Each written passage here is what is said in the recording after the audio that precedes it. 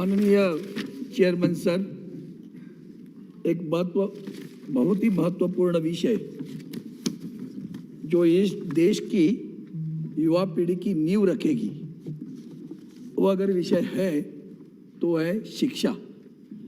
और इस विषय पर केंद्र की सरकार ने जो कदम उठाए हैं वो सराहने लायक है ही, लेकिन कुछ खामियां आज भी हम लोग देख रहे हैं। और इसलिए मैं जो अच्छी बात है वो अच्छी कहूँगा, और जो उसमें सुधार की आवश्यकता है उसके लिए सुधार की मांग भी करूँगा।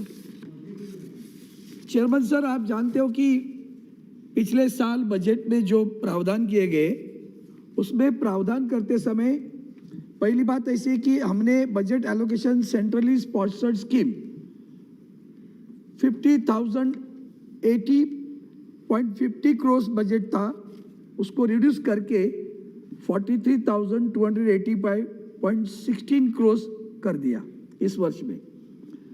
दूसरी बात, budget allocation for central sector scheme वो था 519 करोड़ 50%, 519.50 करोड़, उसको कम करके 63.50 करोड़ कर दिया।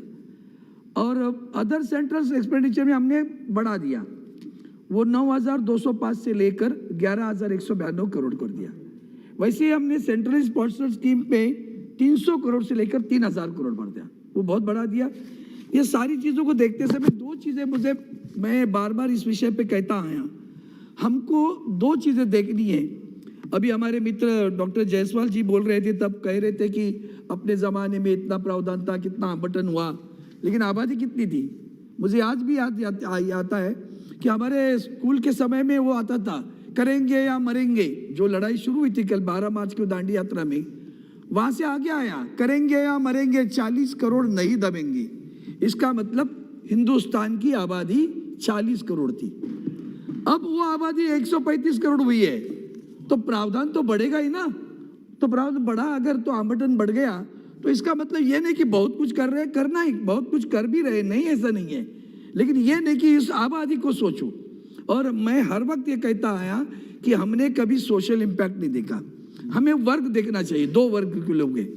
हमने यहाँ ट्राइबल के लिए बहुत कुछ प्रावधान किए, उसका स्वागत करता हूँ, लेकिन जैसे ट्राइबल है, गांव है, शहर है, शहरों में भी छोटे शहर है, बड़े शहर है, सुविधाएं हैं न असुविधाएं हैं।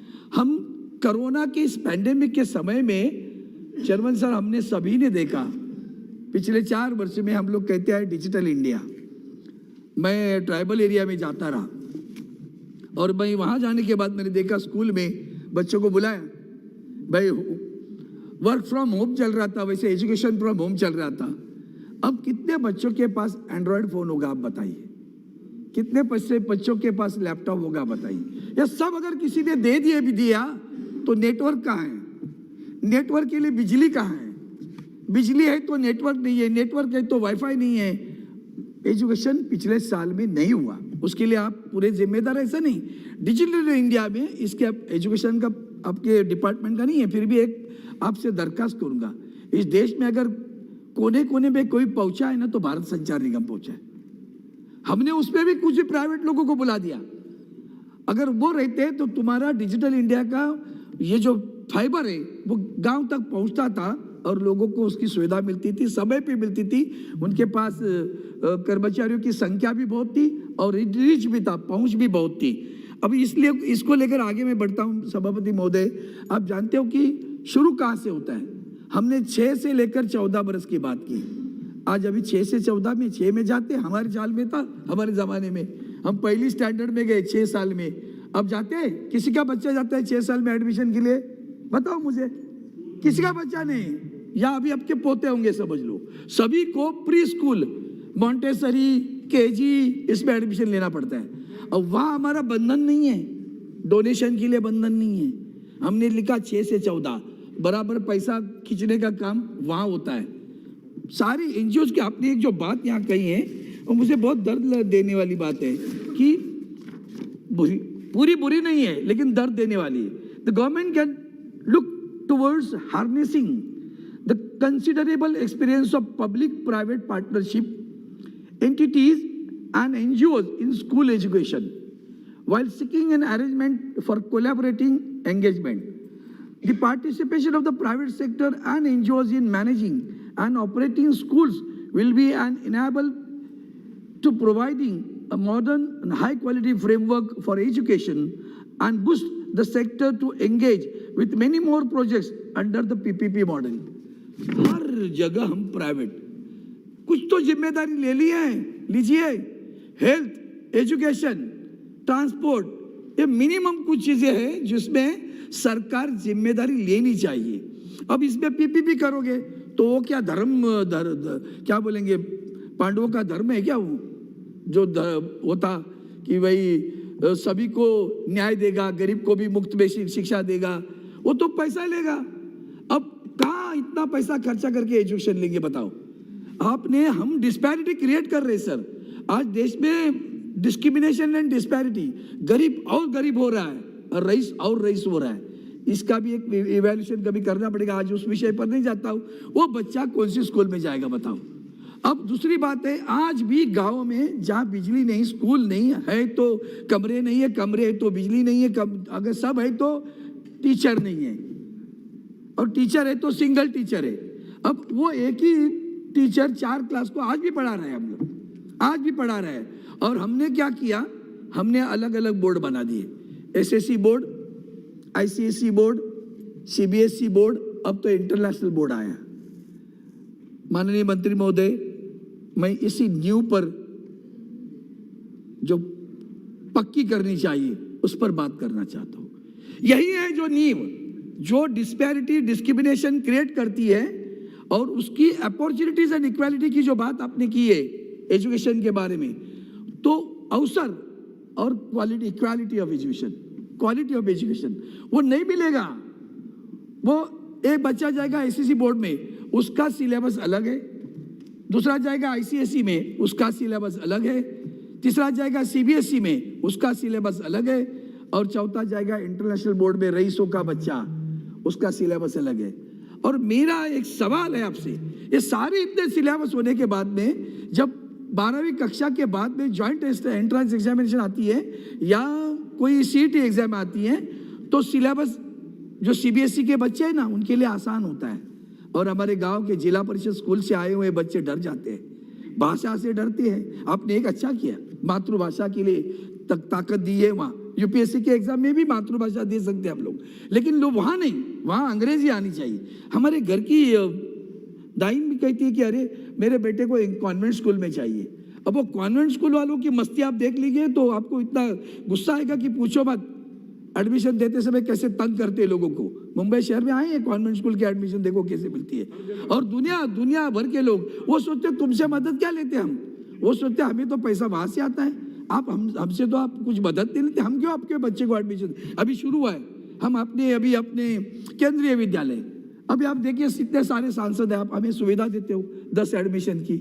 मेरे पास तो एक ही है, वो एक कुलाबा में कॉर्नर में, दूसरी मुंबई शहर में पवई में, वो हमारे मनोज कोटक साहब के यहाँ, बाकी लोगों के यहाँ तो सीबीएसई स्कूल ही नहीं है मुंबई शहर में। अब क्या करेंगे? मुंबई महापालिका का मैं अभिनंदन करता हूँ, उन्होंने कदम उठाया।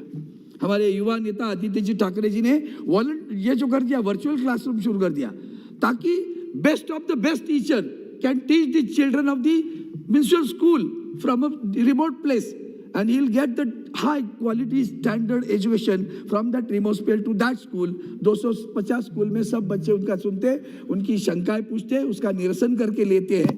ये सुविधाएं उनकी की तो क्या हुआ पता चला आपको? एसएससी महापालिका के स्कूल के बच्चों को 90% से ज़्यादा अंक मिले एसएससी में, 10th में। ये हुआ, ये आप कर रहे हैं, उसका मैं स्वागत करता हूँ, लेकिन कर दिया है उन्होंने। और एक कर दिया उन्होंने, देखा कि बच्चे हमारे महापालिका के स्कूल में नहीं आना चाहते। क्यों? या तो तुम मराठी मीडियम में पढ़ाते हो या हिंदी मीडियम में पढ़ाते हो, उर्दू मीडियम में। हमारे तो महाराष्ट्र कर्नाटक जैसा नहीं है, वहाँ सभी भाषाओं के स्कूल है, तो वहाँ उनको उस भाषा में पढ़ाया जाता है। तो आगे चलकर ये बच्चे क्यों, मेरा बच्चे को अंग्रेजी नहीं आएगी तो क्या करेंगे? अंग्रेजी नहीं आएगी तो कॉन्वेंट में जाना है, इसके लिए उधर नहीं जाना। इन्होंने कर दिया, मुंबई पब्लिक स्कूल कर दिया महापालिका का। अब पब्लिक स्कूल हो गया तो सीबीएसई का आ गया। अब सीबीएसई आने की वजह से वो जो डिस्क्रिमिनेशन है वो कम होते जा रहा है। मैं आपसे प्रार्थना करता हूँ कि ये जो सबसे बड़ी बात है कि स्कूल के समय आप अगर आप मैंने देखा आपने secondary higher secondary institute of national importance ये सारी चीज़ों पे बहुत ध्यान दिया है, अच्छा कुछ करना भी चाह रहे हैं, लेकिन जो नींव है वो है प्राइमरी एजुकेशन, प्री प्राइमरी, वहाँ हमारा ध्यान नहीं है सर। आप पता नहीं चले, आपको पता होगा कि स्कूलों में टीचर्स का ग्रांट मिलती है, पेमेंट की ग्रांट मिलती है, तनख्वाह की उनकी ग्रांट आती है। आपको पता है अभी स्कूलों में क्लर्क बाबू रहता है, एक तो लगता है, 2-3 प्यून लगते हैं, उनकी ग्रांट बंद कर दी। अब उसको कहाँ से पैसे लाएंगे? तो इसके लिए एजुकेशन के महाराजा बन गए, महर्षि बन गए, एक एक जो बड़े बड़े इंस्टीट्यूट खुद के निकालते हैं, जो चाहे पैसा लेते हैं, लोग रोते हैं। अब कोरोना के समय में फीस के ऊपर से कितनी लड़ाई हुई, हमारे पेरेंट्स कहने लगे भैया हम क्या, अभी तो स्कूल बंद था, हम क्यों इतनी फी दे दे? वो कहते हैं फी नहीं देंगे तो टीचर की तनख्वाह कैसे हम देंगे? ये जो हो रहा है संघर्ष, उसमें भी आपको ध्यान देना पड़ेगा। इसलिए मैं केंद्रीय विद्यालय की जब मांग करता हूँ तो और भी 2 चीज़ें इसमें कहना चाहता हूँ कि ये जो हम कर रहे हैं सर, सभापति महोदय, आपने 15,000 स्कूल व क्वालिटेटिवली स्ट्रेंथन करने की बात की, आंकड़ा क्यों तय करते हो? सावंत जी, सभी को करना है ना, प्लीज कंक्लूड। क्वालिटेटिवली 2-3 मिनट में खत्म, We have given you more time. जल्दी करूंगा। क्वालिटेटिवली करना है ना। आपने जब आखिर मुझे 2 महत्वपूर्ण मुद्दे रखने, जो मेरे मित्र उन्होंने भी बोला, वो मैं पहले ही यहाँ लिख के रखा था, मुझे बहुत गर्व लगा उस बात पर। मैंने देखा कि हमारे बच्चे पढ़ रहे हैं ना इतिहास, मैं चाहता हूँ परेशान न हो तो भी चलेगा, लेकिन कान पे तो जाए। राणा प्रताप कौन था, छत्रपति शिवाजी महाराज 1 पन्ने में, अलेक्जेंडर 4 पन्ने में, हिटलर 50 पन्ने में। क्यों? इस देश की स्वतंत्रता के लिए जिन्होंने लड़ाई की, स्वराज्य का सपना जिन्होंने देखा, उनके इतिहास हमारे बच्चों को मालूम नहीं। क्या बात करते आप? और बताता हूँ, हाल ही में मैंने एक ग्रंथालय का उद्घाटन मेरे हाथ में हुआ, कुछ बच्चियाँ खड़ी थी, मैंने पूछा, नाम दिया था सावित्रीबाई फुले ग्रंथालय। अब मैं उद्घाटन करने के बाद सामने जो लड़की थी उसको पूछा मैंने, बेटा सावित्रीबाई फुले जानती हो? तो बोली नहीं जानती। दूसरी को पूछा, वो बोली छत्रपति की माँ है, छत्रपति शिवाजी महाराज की माँ है। मैं बोला मर गया, ये तो छत्रपति शिवाजी महाराज की माँ सावित्रीबाई फुले कहती है। लड़कियों को, इस देश में बच्चियों को अगर किसी ने एजुकेशन के दरवाजे खोले तो सावित्रीबाई फुले ने खोले। पता है हमारी नई जनरेशन को महात्मा फुले जी ने कितना संघर्ष उसके लिए किया। अपनी पत्नी, कुछ भी मतलब गोबर फेंका जाता था उन पर, फिर भी वो स्कूल चलाती थी, और बच्चियों के लिए स्कूल चलाती थी, लड़कियों के लिए से कहते बेटी पढ़े, बेटियों के लिए स्कूल चलाती थी। हम कहते बेटी बचाओ बेटी पढ़ाओ, वो उन्होंने उस वक्त किया था। सावित्रीबाई फुले कोई मालूम नहीं है, हमारी कॉन्वेंट स्कूल के किसी भी बच्चे को आप पूछ लीजिएगा, do you know Savitribai Phule, who is that, who is she, वो पूछेंगी। ये दुर्भाग्य है देश का। इसके लिए मैं बार बार कहता हूँ कि हमारी नींव मजबूत होने की आवश्यकता है। और दूसरी बात एक कहूँगा कि हमारे ड्रॉप आउट पे ध्यान देने की आवश्यकता है। ड्रॉप आउट, लास्ट सेंटेंस है सर, ड्रॉप आउट कैसे होते? क्वालिटी एजुकेशन की जो तफावत आती ना, वो गांव से आया, अब हो सकता है रिजर्वेशन की वजह से हो, कोटा की वजह से हो, एडमिशन ले लिया, अब वो IIT में जाने के बाद डर जाता, अंग्रेजी देखता है, पूरा अंग्रेजी सुन रहा है, ड्रॉप आउट, वो सीट गई, हमारी बात बर्बाद हुई। मेडिकल में भी वही होता रहता है। इसलिए मैं आपसे प्रार्थना करता हूँ, आपने जो कुछ अच्छा किया उसकी सराहना तो सब लोग करेंगे, लेकिन ये चीज़ें अगर हो गई तो उससे जितने अच्छी चीज़ नहीं होगी। मैं फिर दोबारा कहता हूँ कि CBSE का जो स्टैंडर्ड है, सिलेबस है, एटलीस्ट उसमें 2 सब्जेक्ट जो JEE एग्जाम के लिए होते हैं, 2 सब्जेक्ट, मैथ्स और साइंस, उसमें physics, chemistry, biology, whatever it may be, and then you have open it now. PCM से भी निकाल दिया, बहुत अच्छी बात की आपने, क्योंकि PCM भी नहीं चाहिए, इंजीनियर और भी कर सकते हो आप। देखिए इंजीनियरिंग के एडमिशन्स को, कितने कॉलेज को खाली है, उनको पूछो एडमिशन। अब बच्चे जब इंजीनियर होने के बाद भी जॉब नहीं है, अभी हमने एम्प्लॉयबिलिटी की सोची है, जॉब नहीं है, बहुत बड़ी बीच में वो IT सेक्टर हुआ था। एक सेकंड में खत्म कर रहा हूँ। तो jobless people are, we should not create jobless people. वो खाली हाथ है ना, वो बहुत गंदे होते हैं। फिर अगर empty mind is a devils place, तो डेविल का प्लेस ले लेंगे और हाथ गलत जगह जाएगा। इसलिए मैं प्रार्थना करता हूँ, आप अच्छे कदम उठा रहे हो, आपके जैसा अच्छा एक इंसान इस विभाग को मिला, मैं उसका स्वागत करता हूँ और अपेक्षा करता हूँ कि या इतनी तो अगर हम कर देंगे equality in education, in particular these two subjects, you will achieve the goals out of it which you are thinking. Thank you so much, Madam. Thank you so much. Shri Dulal Chand Goswami ji.